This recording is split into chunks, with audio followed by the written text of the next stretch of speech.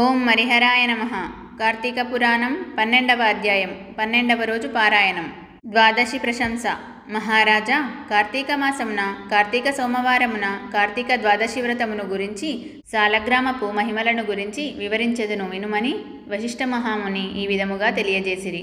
కార్తీక సోమవారము నాడు ఉదయముననే లేచి కాలకృత్యములు తీర్చుకొని నదికి వెళ్ళి స్నానము చేసి ఆచమనము చేయవలయును. తరువాత శక్తి కొలది బ్రాహ్మణునకు దానమిచ్చి ఆ రోజంతయు ఉపవాసముండి సాయంకాలము శివాలయమునకు గాని విష్ణువాలయమునకు గాని వెళ్ళి దేవుని పూజించి నక్షత్ర దర్శనము చేసుకుని పిమ్మట భుజింపవలేను. ఈ విధముగా చేసిన వారికి సకల సంపదలు కలుగుటయేగాక మోక్షము కూడా పొందుదురు. కార్తీక మాసంలో శనిత్రయోదశి వచ్చిన ఎడల ఆ రోజున వ్రతమాచరించినచో 100 రెట్ల ఫలితము కలుగును. కార్తీక శుద్ధ ఏకాదశి రోజున పూర్ణోపవాసముండి ఆ రాత్రి విష్ణువాలయమునకు వెళ్ళి శ్రీహరిని మనసారా ధ్యానించి శ్రీహరి సన్నిధిన పురాణ కాలక్షేపము చేసి మరునాడు బ్రాహ్మణ సమారాధన చేసిన 1,000,000 యజ్ఞముల ఫలితము కలుగును. ఈ విధముగా చేసిన వారాలకు సూర్యగ్రహణ సమయమున గంగానదిలో స్నానము చేసి 1,000,000 బ్రాహ్మణులకు భోజనదానము చేసిన ఎంత పుణ్యము కలుగునో దానికంటే అధికముగా ఫలము కలుగును. కార్తీక శుద్ధ ద్వాదశి నాడు శ్రీమన్నారాయణుడు శేషపానుపు నుండి లేచును గనుక కార్తీక శుద్ధ ద్వాదశి వ్రతము విష్ణువునకు ఇష్టము. ఆ రోజున శ్రీమంతులెవరైనా ఆవు కొమ్ములకు బంగారు తొడుగులు తగిలించి ఆవు కాళ్లకు వెండి డెక్కలు తగిలించి దూడతో సహా బ్రాహ్మణునకు దానమిచ్చిన ఎడల ఆ ఆవు శరీరమందు ఎన్ని రోమములు కలవో అన్ని సంవత్సరములు ఇంద్రలోకంలో స్వర్గసుఖములు పొందుదురు. కార్తీక శుద్ధ పాడ్యమి రోజున కార్తీక పౌర్ణమి రోజున కంచు పాత్రలో ఆవు నెయ్యి పోసి దీపముంచిన వారు పూర్వజన్మమందు చేసిన సకల పాపములు హరించును. ద్వాదశి నాడు యజ్ఞోపవీతములు దక్షిణతో బ్రాహ్మణునకు దానమిచ్చిన వారు ఇహపర సుఖమును పొందగలరు. ద్వాదశి రోజున బంగారు తులసి చెట్టును గాని సాలగ్రామమును గాని ఒక బ్రాహ్మణునకు దానమిచ్చిన ఎడల 4 సముద్రాల మధ్యనున్న భూమిని దానం చేసినంత ఫలము కలుగును. దీనికి ఉదాహరణముగా ఒక కథ గలదు, శ్రద్ధగా ఆలకింపుము. సాలగ్రామ దాన మహిమ. పూర్వము అఖండ గోదావరి నదీ తీరమందలి ఒకానొక పల్లెయందు ఒక వైశ్యుడు నివసించుచుండెను. అతను మిగుల దురాశాపరుడై నిత్యము ధనమును కూడబెట్టుచు తాననుభవింపక ఇతరులకు బెట్టక బీదలకు దానధర్మములు చేయక ఎల్లప్పుడూ పరనిందలతో తానే గొప్ప శ్రీమంతుడుగా విర్రవీగుచు ఏ జీవికి కూడా ఉపకారమైనను చేయక పరుల ద్రవ్యము నెటులా అపహరింతునా అను తలంపుతో కుత్సిత బుద్ధి కలిగి కాలము గడుపుచుండెను. అతడొకనాడు తన గ్రామమునకు సమీపమున ఉన్న పల్లెలో నివసించుచున్న ఒక బ్రాహ్మణునకు తన వద్దనున్న ధనమును పెద్ద వడ్డీకి అప్పు ఇచ్చెను. మరికొంత కాలమునకు తన సొమ్ము తనకిమ్మని అడుగగా ఆ విప్రుడు, అయ్యా, తమకియ్యవలసిన ధనము 1 నెల రోజుల గడువులో ఇవ్వగలను. మీ రుణముంచుకోను. ఈ జన్మలో తీర్చని ఎడల మరుజన్మ అయినా మీ ఇంట ఏ జంతువుగానో పుట్టి అయినా మీ రుణము తీర్చుకోగలను అని సవినయముగా వేడుకొనెను. ఆ మాటలకు కోమటి మండిపడి, అట్లు వీలు లేదు. నా సొమ్ము నాకిప్పుడే ఇయ్యవలయును, లేని ఎడల నీ కంఠమును నరికివేయుదును అని ఆవేశము కొలది వెనుక ముందు ఆలోచించక తన మొలనున్న కత్తితో ఆ బ్రాహ్మణుని కుత్తుకను కోసెను. వెంటనే ఆ బ్రాహ్మణుడు గిలగిలా తన్నుకొని చనిపోయెను. ఆ కోమటి భయపడి అక్కడనే ఉన్నచో రాజభట్లు వచ్చి పట్టుకొందురని జడిసి తన గ్రామమునకు పారిపోయెను. బ్రాహ్మణహత్య మహాపాపము కనుక అప్పటి నుండి ఆ వైశ్యునకు బ్రహ్మహత్యా పాపం ఆవహించి కుష్ఠువ్యాధి కలిగి నానా బాధలు పడుచు మరికొన్నాళ్లకు మరణించెను. వెంటనే యమదూతలు వచ్చి అతనిని తీసుకొని పోయి రౌరవాది నరకకూపముల పడద్రోసిరి.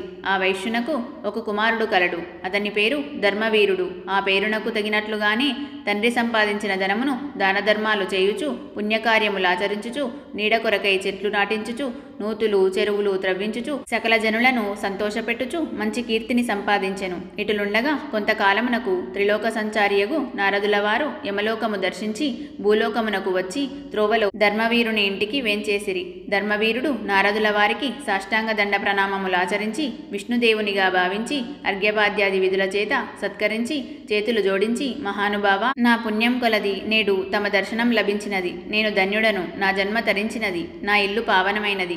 శక్తి కొలది నే జేయు సత్కారములను స్వీకరించి తమరు వచ్చిన కార్యమును విశదీకరింపుడు అని సవినయుడై వేడుకొనెను. అంతా నారదుడు చిరునవ్వు నవ్వి, ఓ ధర్మవీర, నేను నీకొక హితవు చెప్పదలచి వచ్చి తిని. శ్రీ మహావిష్ణువునకు కార్తీక మాసంలో శుద్ధ ద్వాదశి మహాప్రీతికరమైన దినము. ఆ రోజున స్నాన దాన జపాదులు ఏవి చేసినను అత్యంత ఫలం కలుగును. 4 జాతులలో నే జాతి వారైనను స్త్రీ అయినా పురుషుడైనా జారుడైనా చోరుడైనా పతివ్రత అయినా వ్యభిచారిణి అయినా కార్తీక శుద్ధ ద్వాదశి రోజున సూర్యుడు తులారాశియందు ఉండగా నిష్టగా ఉపవాసముండి సాలగ్రామ దానములు చేసిన ఎడల వెనుకటి జన్మలందు ఈ జన్మమందు చేసిన పాపములు పోవును. నీ తండ్రి యమలోకంలో మహానరకం అనుభవించుచున్నాడు. అతనిని ఉద్ధరించుటకై నీవు సాలగ్రామ దానము చేయక తప్పదు. అట్లు చేసి నీ తండ్రి రుణము తీర్చుకొనుము అని చెప్పెను. అంతటా ధర్మవీరుడు నారదమునివర్య, నేను గోదానము, భూదానము, హిరణ్యదానము మొదలగు మహాదానములు చేసి ఉంటిని. అటువంటి దానములు చేయగా నా తండ్రికి మోక్షము కలుగనప్పుడీ సాలగ్రామమనే జాతిని దానము చేసినంత మాత్రమున ఆయన ఎట్లు ఉద్ధరింపబడునాయని సంశయము కలుగుచున్నది. దీనివలన ఆకలిగొన్నవాని ఆకలి తీరునా, దాహం గొన్నవానికి దాహం తీరునా కాక ఎందులకీ దానము చేయవలయును? నేనీ సాలగ్రామ దానము మాత్రము చేయజాలనని నిష్కర్షగా పలికెను. ధర్మవీరుని అవివేకమునకు విచారించి, వైశ్యుడా, సాలగ్రామమును శిలామాత్రముగా ఆలోచించితివి. అది శిల కాదు, శ్రీహరి యొక్క రూపము. అన్ని దానముల కంటే సాలగ్రామ దానము చేసినచో కలుగు ఫలమే గొప్పది. నీ తండ్రిని నరకబాధ నుండి విముక్తిని గావింప నెంచితివేని ఈ దానము తప్ప మరొక మార్గము లేదు అని చెప్పి నారదుడు వెడలిపోయెను. ధర్మవీరుడు ధనబలము గలవాడైయుండియు దాన సామర్థ్యము కలిగియుండియు కూడా సాలగ్రామ దానము చేయలేదు. కొంతకాలమునకు అతడు చనిపోయెను. నారదుడు చెప్పిన హితబోధను పెడచెవిన పెట్టుట చేత మరణానంతరము 7 జన్మలయందు పులి అయి పుట్టి, మరి 3 జన్మలయందు వానరమై పుట్టి, 5 జన్మలు ఎద్దుగా పుట్టి, 10 జన్మలు మానవ స్త్రీగా పుట్టి, 10 జన్మలు పందిగా జన్మించి ఉండెను. అట్లు జరిగిన తరువాత 11వ జన్మలో ఒక పేద బ్రాహ్మణుని ఇంట స్త్రీగా పుట్టెను. ఆమెకు యవ్వన కాలము రాగా ఆ పేద బ్రాహ్మణుడు ఒక విద్వాంసునకు ఇచ్చి పెండ్లి చేసెను. పెండ్లి అయిన కొంతకాలమునకు ఆమె భర్త చనిపోయెను.